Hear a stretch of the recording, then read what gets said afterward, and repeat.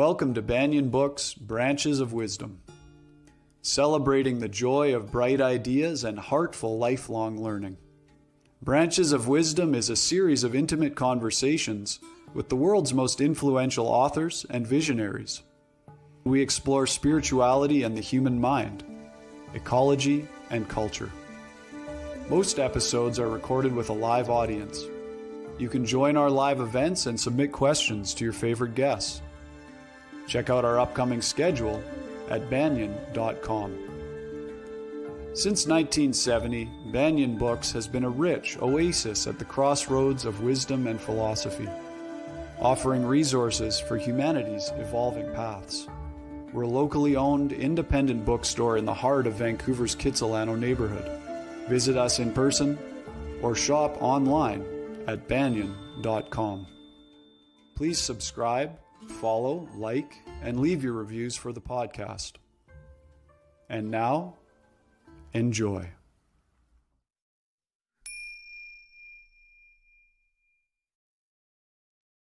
Hello and welcome. My name is Jacob Steele, Events Manager for Banyan Books. Thank you for joining us for this special event with Andrew Feldmár in conversation with Kolin Lymworth on Andrew's new book, Radical Adventure, an Inquiry Into Psychedelic Psychotherapy. I'd like to begin by acknowledging that while we have participants tuning in from many places, the physical location of Banyan Books is on the unceded territory of the Coast Salish peoples, including the Musqueam, Squamish, and Tsleil-Waututh nations. Andrew Feldmár is one of the world's most respected voices in psychedelic psychotherapy. Based in Vancouver, he has been in private practice for over 50 years. He trained in LSD therapy with R.D. Laing in London, studied shamanism with Francis Huxley, worked with Stan Grof at Esalen, and has contributed to groundbreaking MAPS research on MDMA therapy for PTSD. His new book is both a memoir and an invitation to honor the relational heart of healing. In conversation with Andrew today is Kolin Lymworth, founder of Banyan Books, whose longtime vision and dedication have shaped this hub where wisdom, healing, and community come together. If you enjoy today's event, we invite you to donate to Banyan Books to help keep these programs free and accessible. You'll find a PayPal donation link in the video description below. And throughout the talk, feel free to type questions into the chat box at any point, and Andrew and Kolin welcome your questions. And now it is my honor to turn it over to Andrew and Kolin. Thanks for coming. Hello, everyone. It's an honor for us at Banyan to welcome Andrew Feldmár, who's a great elder in our community and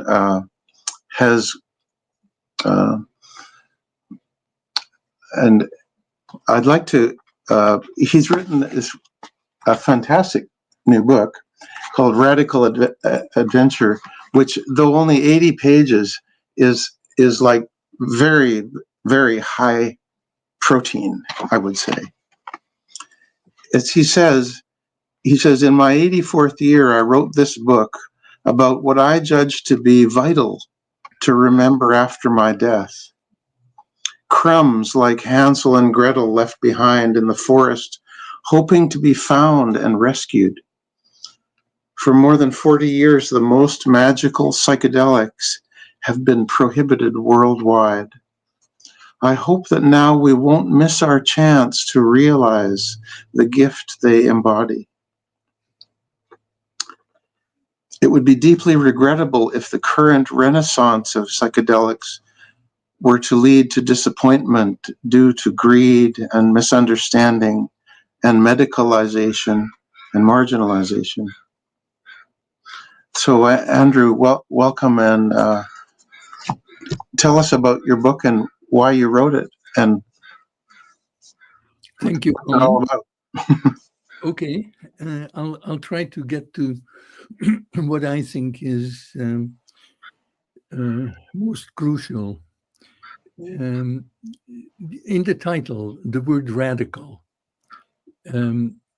I used it. I chose it carefully. It's an arrow pointing to the roots. Radix is the root of the word radical, and it points to what's at root. What is basic, absolutely basic. I think that healing, so-called healing, by and large, hasn't changed in the last 2,000-3,000 years. There is technical progress, but around human affairs, I think if I would be a therapist 2,000 years ago, my work would be pretty well the same as it is today. So what is at the root of this whole enterprise where, say, two people sit down and spend some time together, what happens between them? I use the word adventure because whatever we call this, we could call it psychotherapy. Actually, it's an adventure. It's an adventure very similar to, say, you and I agree that we'll climb Machu Picchu. We make preparations, we set out, and either we make it to the top or we don't, but we have an adventure. And that gives us an excuse to spend time together, to be together, to form an us, not just you, not just I, but when we'll be done, I think we both would go through some kind of transformation. We wouldn't be the same at the end of the adventure as we were at the beginning. Well, psychotherapy, from how I experience it, is very much like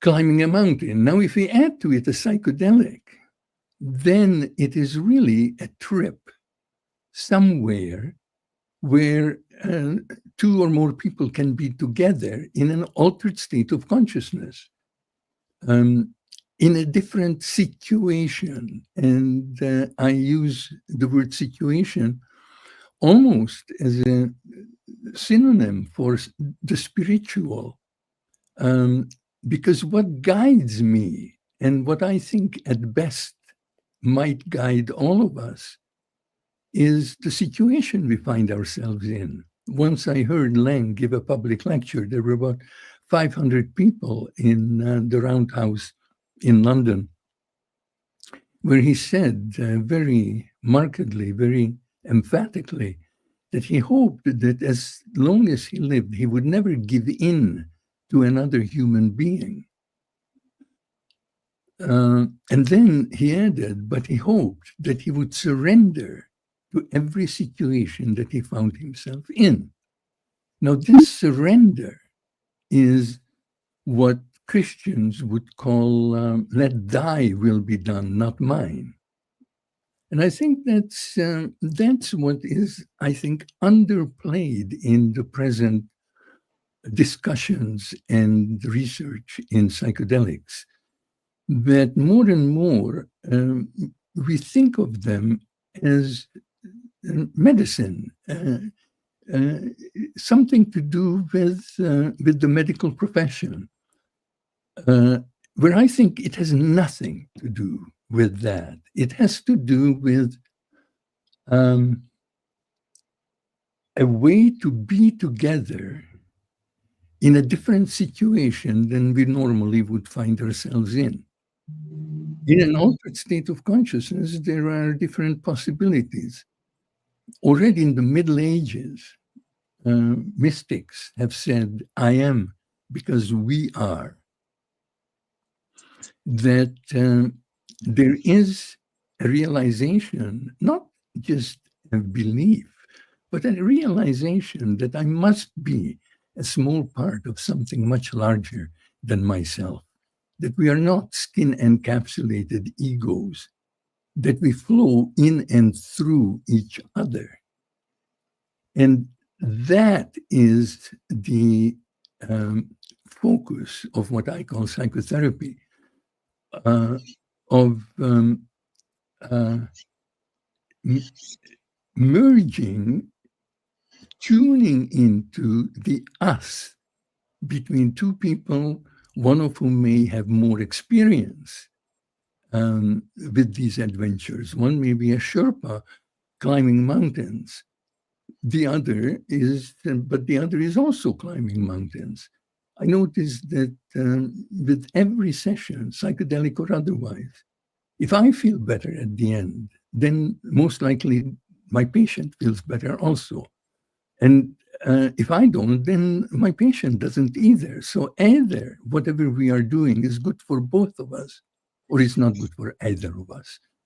So it's not, maybe just one more word I want to say before we start conversing, which is in traditional psychoanalysis, the psychoanalyst worked with transference.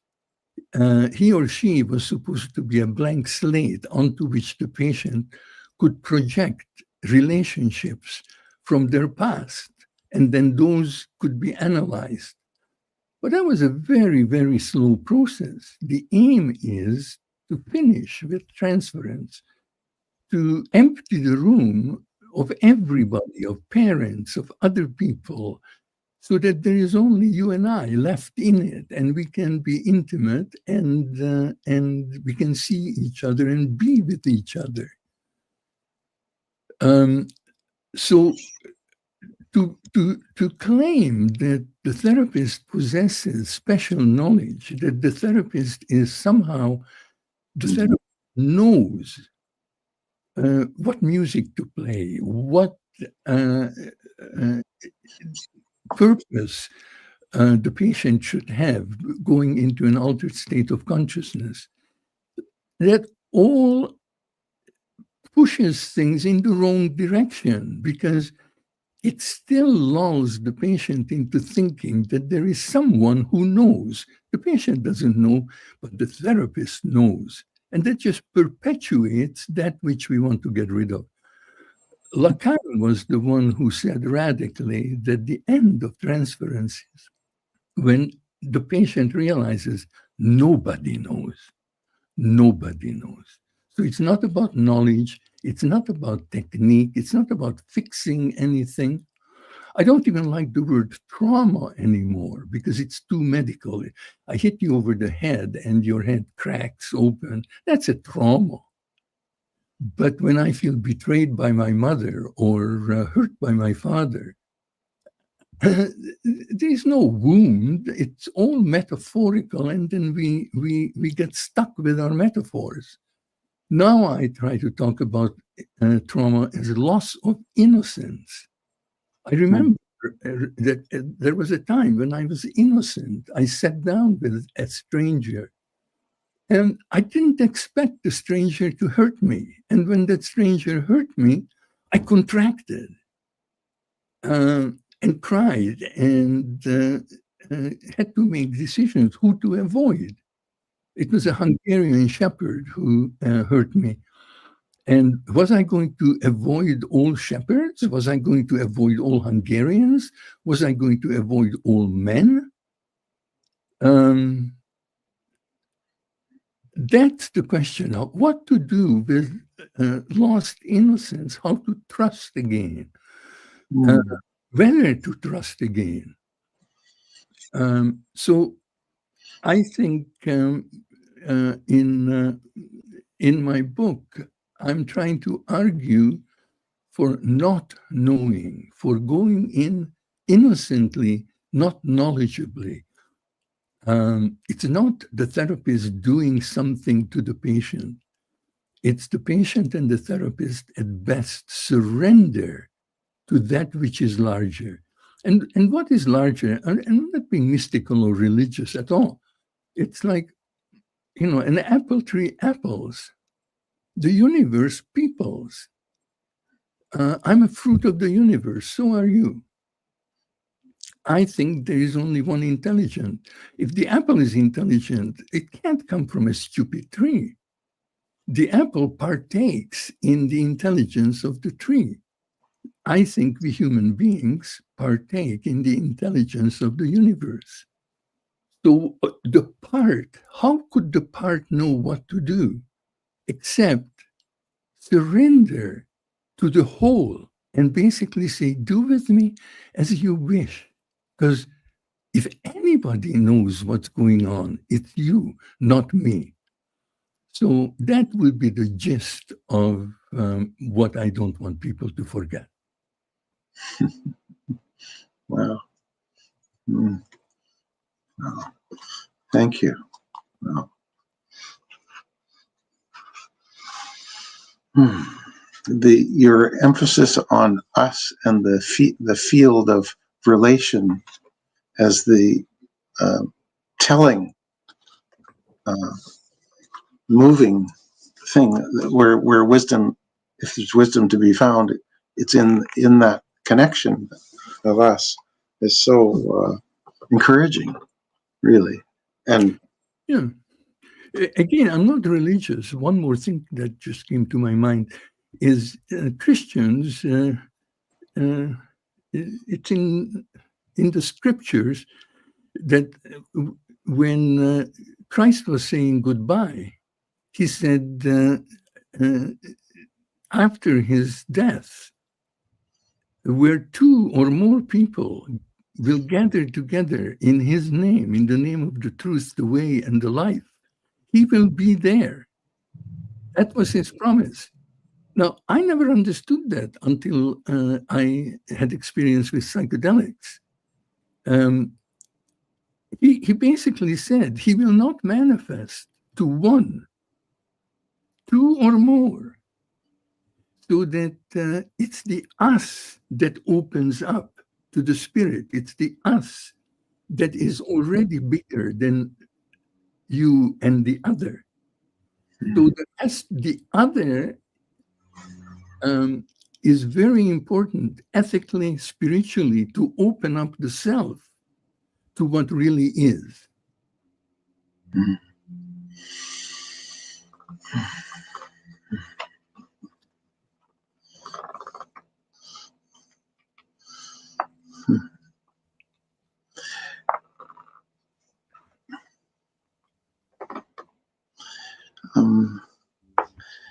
Is there anything that you've that's come through in this book that you'd like to actually read or share with us, or just restate for us? Well, no, I think it would be a waste of our time if I read anything. What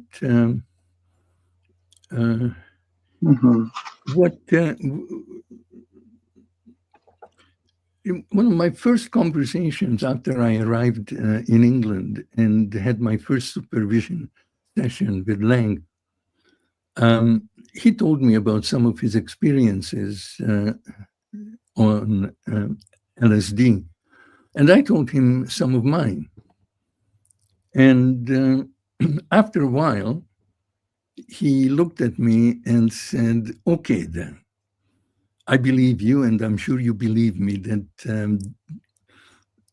we experienced everything that we have talked about. That is our experience. And then he asked a very important question, but what does it mean? And that question is rarely asked. And as far as I know, nobody knows. No one knows for sure what our experience means. Not just in altered states of consciousness, in ordinary state of consciousness, sometimes we don't know what our experience means. I encourage people to trust their experience, but that doesn't mean that you will not make mistakes. Reality is very clear and very singular, and there is only one. And so my experience may distort reality. And when I meet with reality in a mistaken way, I will know it, I will feel it, I will wake up to it, that I made a mistake. But even if I make mistakes, I have to trust my experience and hope that my experience is going to be sharper and sharper, that I will learn from my mistakes, that the mistakes will calibrate my experience to be more and more in tune with whatever is out there that we call reality. So we don't know whether everything that we learn in these altered states of consciousness, whether it's like a dream, whether it's like a myth, whether it's poetry, whether it's entirely metaphor. But in a way, it doesn't matter. Stanislav Grof spoke to me once about a woman who had feather allergies, very serious feather allergies. And in an LSD session, she regressed towards birth, towards intrauterine memories, and then she remembered being conceived. And then she continued into what Grof could only interpret as past lives. And in one of these flashes from a past life, she experienced herself to be a small white bird. And suddenly a shadow overtook her, and talons dug into her flesh, and she was torn to bits by a large bird. Feathers were flying everywhere, and she died. And she re-experienced that under LSD. Now, when she returned to her ordinary life, she found that her feather allergy evaporated. She wasn't allergic anymore. Now, whether there are past lives and whether in a past life she was a bird, we'll never know. But even if it's just a metaphor, obviously it's a healing metaphor. Just imagining this, just immersing oneself in the details of this story made a big change in her life. So we don't have to know whether the experiences we are having are metaphorical, poetic, imaginary, or real. They still have an enormous effect upon us.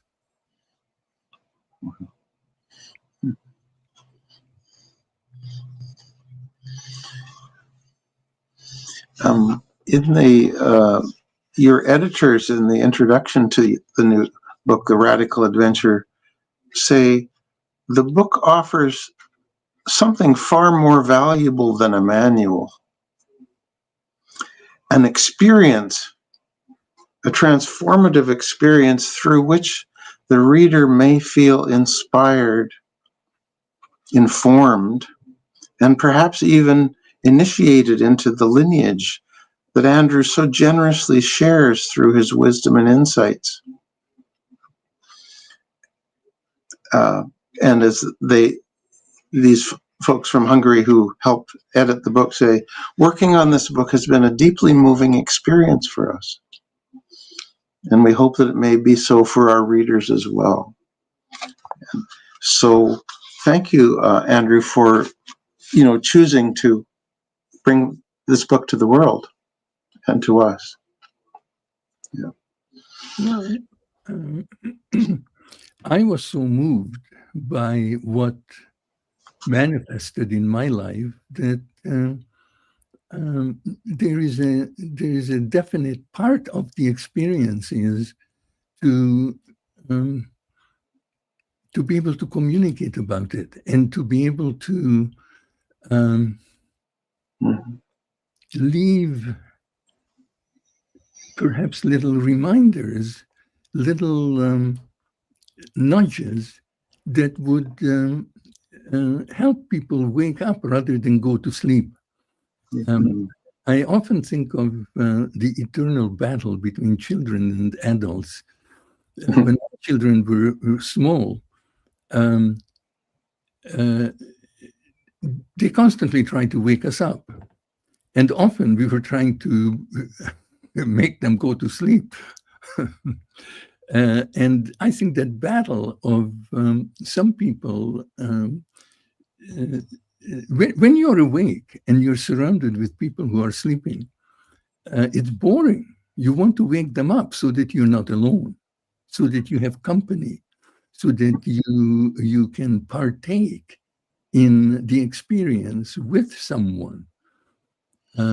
Once Eric Fromm wrote in The Art of Loving, I think, that to converse with someone about an abstract topic is really not as moving as sharing a piece of bread with somebody and then talk about the experience of eating the bread, because at least it's a common experience. We know what we are talking about.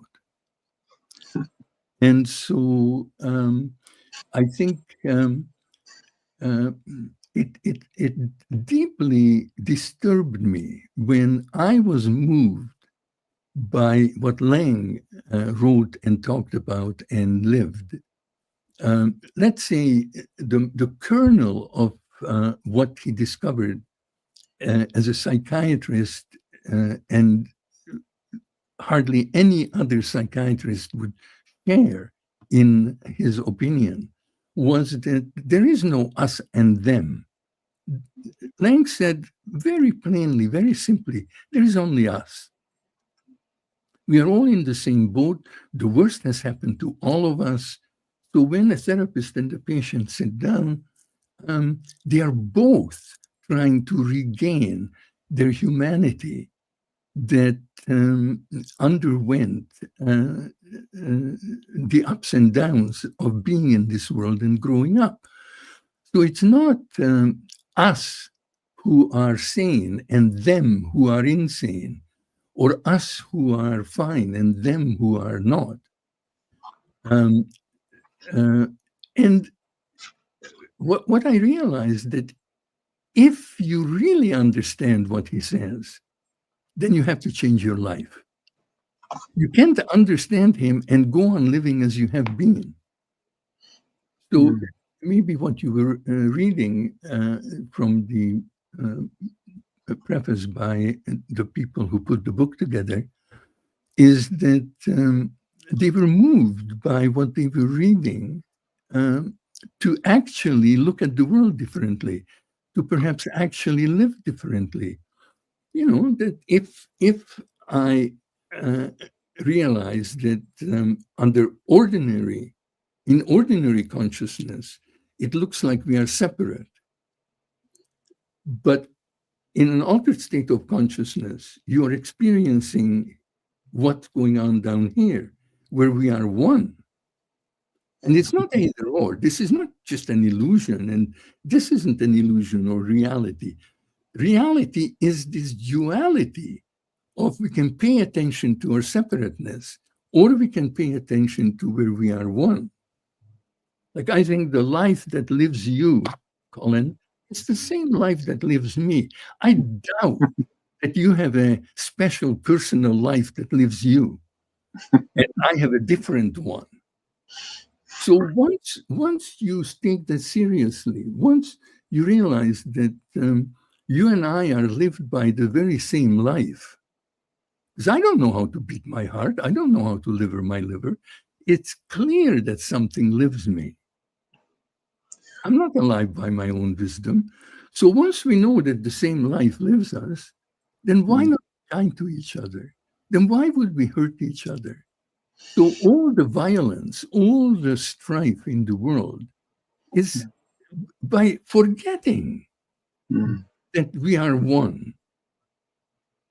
And I think that's a very interesting wrinkle in this dream, or whatever it is that we are participating in, where there used to be a god, Abraxas, that was before God split into Satan and God. Abraxas was the worst, the most evil things that can happen, and the most divine and the most wonderful and the most loving things that can happen. It was all in this one entity. So talk about non-duality. Abraxas would be the symbol of non-duality, in which case there may be necessary some kind of necessity for forgetting that we are one, and then realizing we are one, and then forgetting it again, and then realizing I make no claim of understanding anything. Well, to engage the mystery this way is delightful. Thank you. A person online asks a question: What is your greatest concern about the current psychedelic sitting movement? Sitting. The current psychedelic sitting movement, where people sit as guides or accompaniment for others. Yeah, I'll tell you. What I'm afraid of is that the psychedelic is emphasized and the sitter isn't. I think the most important thing is what is between the person who takes the psychedelic and the sitter. It's the human interaction that is important, not the psychedelic. And I think more and more, it's as if just take the psychedelic like you would take any medicine, and that the sitter is just there, to keep you safe, not an integral part of what you are going through, because the medical idea that the trouble is within you is still prevalent. So you take the psychedelic to fix what's wrong with you. And I think that's a mistake. I think we suffer because of what's between us. The problem is always between. The problem is never within. Mm-hmm. And if it's between us, then the primary importance is that the person who goes into an altered state and the sitter, what kind of relationship do they have? How honest, how loving, how kind can the sitter be? Because what really makes a difference is not the drug. The drug most likely simply puts you into a vulnerable state where you lose control. And the healing moment is when you realize that the other could hurt you and the other doesn't.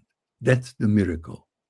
Because the loss of innocence, the contraction, the chronic tension that we live with comes when we thought the other wouldn't hurt us and did. So the therapist, the sitter's job is very human. It's not to fade into the background. Lang used to say, our treatment is how we treat each other. I mentioned that often in the middle of a deep LSD session, the patient might look into the sitter's eyes and ask, do you really love me? And in that state, if the sitter lies, if the sitter is just, like it's a job, I'm just taking care of you, what do you mean? Like it would be better to say, well, I don't love you. I just do this for the money.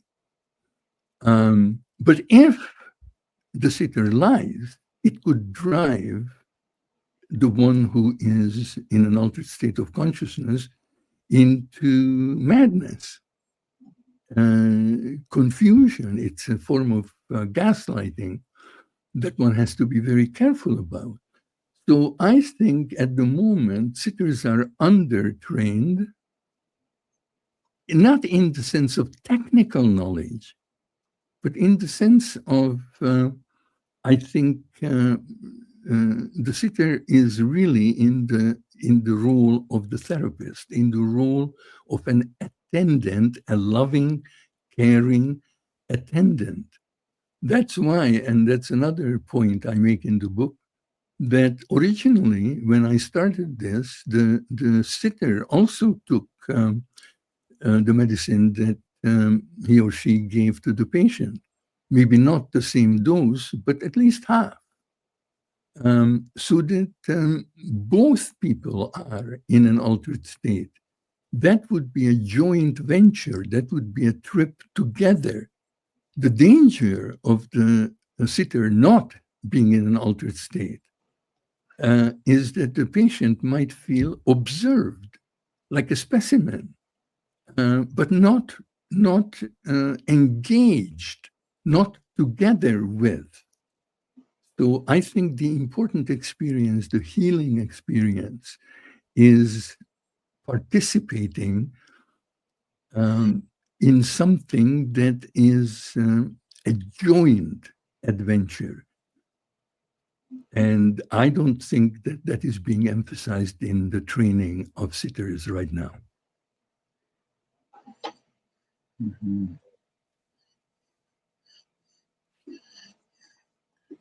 Any kind of psychotherapy training that actually gives their students, their therapists to be, a protocol of this is what you do, is deadly. Like, I wouldn't want to subject myself to somebody who is doing what they are supposed to do. If a therapist wants to be a good therapist, it puts, according to any schema, it puts pressure on the patient to be a good patient. And the patient's problem already may be that he had to be the good son of his parents, the good student in school, the good husband of his wife, the good father of his children. Roles. Often I find that people who are suicidal are trying to escape from the theater that they have been forced into. So to play one more role, I'll play the good patient to your good therapist, is a burden, is more burden. It's not a relief. So the therapist has to be in a position where he or she is unabashedly herself, to encourage, by example, the patient to be unabashedly himself or herself. So there is no protocol. There cannot be a protocol. It's insane to push protocols down people's throats. It's theater. And life is not theater. Mm-hmm.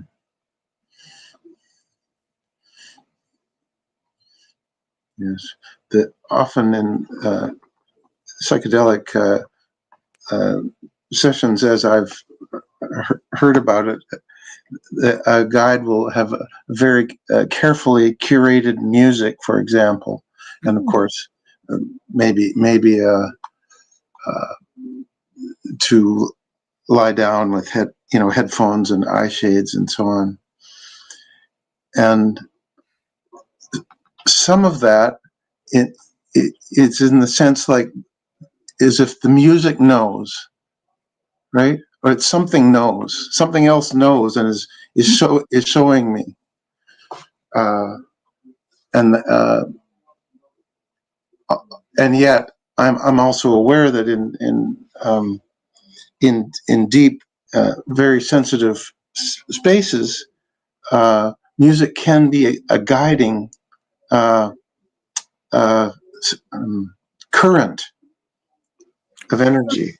Well, the best example I can give you, I think, is there are some musicians, there are people who can play an instrument, a flute or a recorder or piano or violin or sing or drum. Now, if the situation calls for music, if music emerges, if suddenly one of us feels like singing, that music would be important. But for somebody to say, at this point, I know what's good for you, it's like the road to hell is paved with good intentions. No, nobody knows.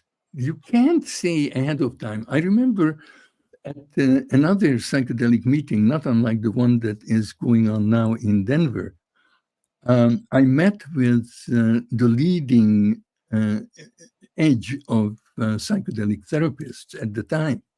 And they were talking about music and who are the experts about what kind of music to use. And I said, if I work with somebody, I encourage them to prepare perhaps some music that they might like to hear or might not. But it would be something that's meaningful to them. I wouldn't presume to bring my own program. Like, who am I to even presume? Now, their answer was, well, the people we work with are musically not cultured enough to know what kind of music to play. I mean, how condescending. You know, my hair stood on end. Like, why? There are people who actually say that in their childhood they were so isolated that if it weren't for music that they heard through the radio, they wouldn't have been connected to the heart of humanity. Actually, Lang said that his childhood home was so isolated that without music, he wouldn't have known that his emotions are human. Mm. But why not trust him that if he wants to listen to some of his, what is meaningful to him, if he wants to bring that in, then I'll be glad to provide it for him. But I would never presume to be the expert. Again, that calls for transference. I'm the one who knows. In your book, again and again, you refer to the need for apprenticeship. There, I have a question from our audience. What is the best way for a therapist to train or prepare themselves to be with clients in psychedelic sessions? Well, my other book, Credo, is about my own apprenticeship. I traveled to England with my family, my wife and 2 children, just because I found somebody that I wanted to learn from. And although I read his books, that's R.D. Laing, you can't learn what's most important from words. I spent for about a year, about 7 hours a week in Lang's company. I was with him when he was doing therapy, group therapy, intellectual discussions in various situations. I was with him. He would send me out into odd situations and then come back and report to him, and we would talk about it. My training in psychedelic therapy was that he came over and took LSD with me.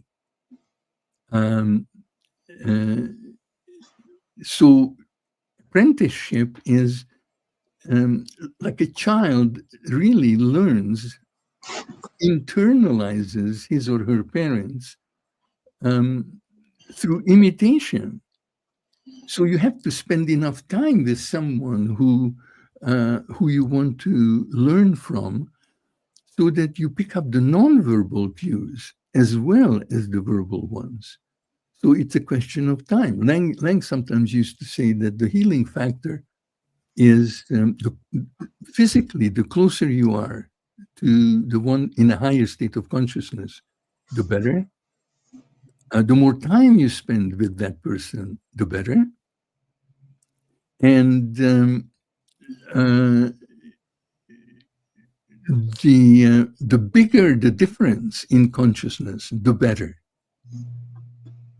So really, one could even think of an apprenticeship as some kind of excuse for people to be together long enough for what one knows to rub off on the other. And what one knows sometimes it cannot be put into words. It's transmitted through gestures, through choreography, through tone of voice, through various situations that would never occur just in some kind of verbal transmission.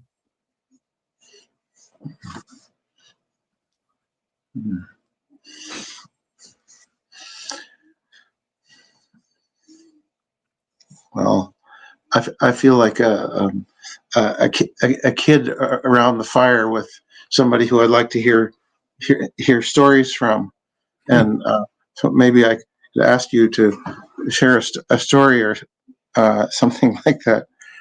And I'll be right back.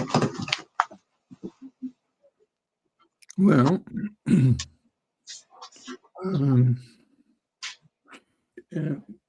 one thing that occurred to me while putting the book together is that these days it's very fashionable and politically correct to ask for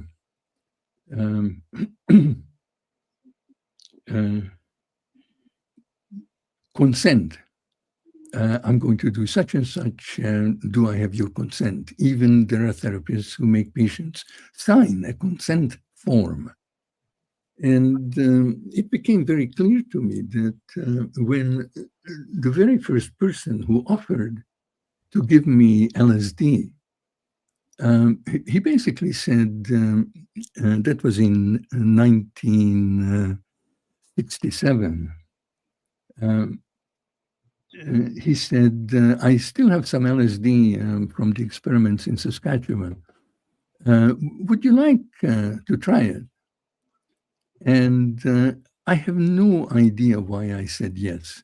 The most important decisions in my life, I really can't say why I said yes and why I wouldn't have said no. But it was clear that I said yes. Now, if he said, but would you sign this consent form? I wouldn't have known what I consent to. Like, there is no possibility of consenting to your first LSD session or your first ayahuasca session or your first psilocybin session. The experience is so drastically, radically different from anything you could imagine that consent would be empty. You just don't know what you consent to. But in a way, it's not just unique to psychedelics, this impossibility of consenting to something that makes sense. A couple look at each other and should we bring a child into the world?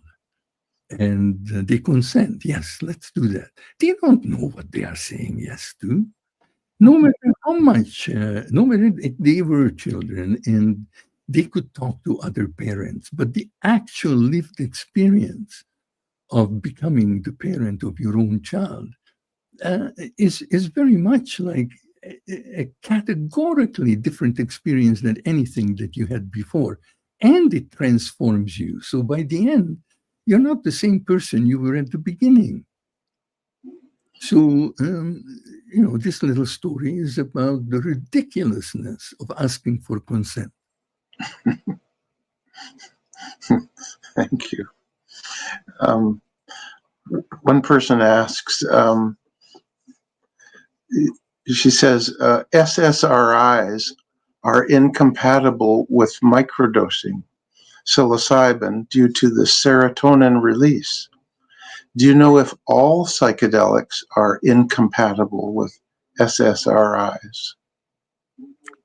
Well, that kind of question can be researched. That's a scientific question. Okay. The level at which I am interested is the psychological and the spiritual. That's biochemical and neurological. There's nothing wrong with it. It's just that it took me a while to figure it out, that at the bottom, there are the laws of physics. Nested in that, there are the laws of chemistry. Now, there is nothing that can happen in chemistry that goes against the laws of physics. But there are emergent events in chemistry that could not be predicted from physics. Nested in chemistry, there is biology. Nothing can happen in biology that doesn't conform to chemistry and physics. But in biology, there are events that cannot be explained by going down, by chemistry and by physics. And then nested in biology, there is psychology, and the same thing. There are psychological events that cannot be explained by biology, but nothing in psychology can go against biology. So understanding this, reductionistic thinking is often used to escape the discourse on the level that we are having it at. I'm talking about ethics and politics. I'm talking about power, personal power, the power to do what you want and not what you don't want. I'm talking about how to treat each other. I'm talking on the level of ethics and politics. Now, that has nothing to do with chemistry. It has nothing to do with biology. It has nothing to do with medicine.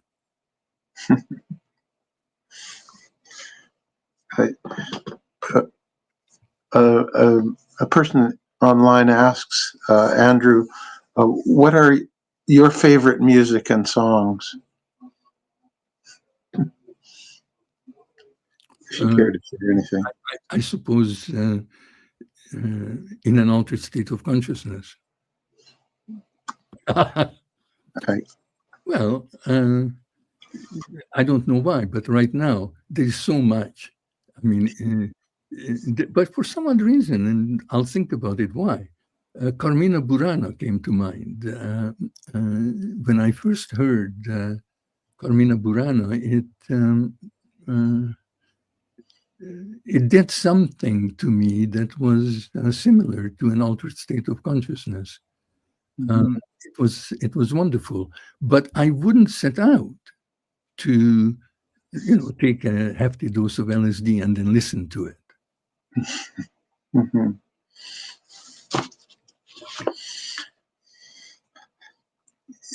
In today's world, where psychedelics are used in such a variety of contexts and ways, you're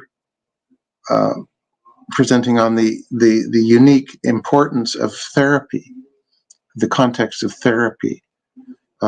Is there anything worth discussing from your point of view about the world of microdosing for as a lifestyle titration, or what's often called mini dosing or medi-dosing for sometimes creative pursuits or even mountain climbing? And then, of course, there's the macrodosing, which is what mostly I believe you're talking about. Yeah, when I first arrived in Vancouver, that was in 1969, Hollywood Hospital was still open in New Westminster, and Hollywood Hospital was exclusively for the use of LSD in two areas, to work with people who had alcohol problems, who claimed that they can't stop drinking, and creativity, boosting creativity. There were a lot of people from California who came up to Hollywood Hospital to boost their creativity. Now, they used 1,200 micrograms of LSD for a 24-hour trip. and their written records show that they were extremely effective. I mean, what you discover as you play with these substances, as you work with them, could be totally surprising things. Like Timothy Leary, for example, discovered that he went into a cancer ward, and people were in the process of dying. They had weeks or days predicted that their life will end. They were at the very end of their lives, and they were given self-administering painkillers. They could push for painkillers in order to make their life bearable. Now, he administered a high dose of LSD to, let's say, 20 of these patients. And say out of the 20, let's say 18 had a death rebirth experience under LSD. They felt they died and got reborn, and they had a unitive experience where they felt that they were a very small part of something very large, that they weren't alone, that they were connected. And those 18 who had this experience never asked for painkillers again till they died. And the two who didn't, who for some reason bypassed this experience, they continued at the same level of pain medication as they had before. Now, that was an interesting discovery, which then there was a lot of thought and research put into that. Actually, the more together, the more connected one feels, the less pain one experiences. That pain and feeling cut off, pain and isolation have a very complicated but close relationship with each other. So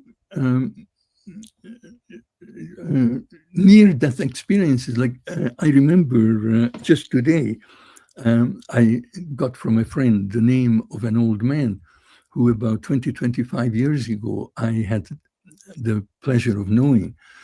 His name was Ted Poole, and his wife, when his wife died, he was terrified of dying. And Ted was telling me that it upset him deeply to see her unconsolable at the terror of having to die. And after she died, he dedicated himself. He went down to the downtown East Side, and he set free to people who were dying. Around that time, there were a lot of people dying of AIDS. And he would do LSD sessions with the dying to reduce their fear of death, their fear of dying. And he was very successful. Mm-hmm. So, you know, this can open up in many, many ways. And, you know, this is where you have to trust your experience. You know, I don't believe anything anybody says, but I also am not skeptical. I'm not cynical. So it's not like it's unbelievable. It's just I'm skeptical. The most important question of the skeptics was, are you sure? And I'm not sure of very many things at all. Well, if the radical adventure continues. Yes, yes. I'm happily partaking in it. Thank you, thank you, Andrew. Thank you. I am touched to be able to have a conversation with you and to be in a we space together. And on behalf of all of our audience, scattered all over the world, likely, thank you so much for joining us, and especially, folks, take the radical adventure. It is a powerful book, and will accompany you in some surprising ways, I bet you. Thank you, Colin. Take care, everyone.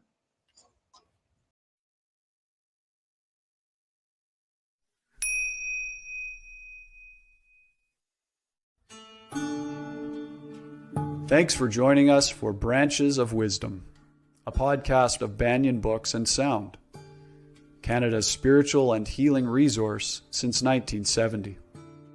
Our podcast producer is Jacob Steele. Watch all our conversations on YouTube by searching for Banyan Books, or listen on your favorite podcast platform.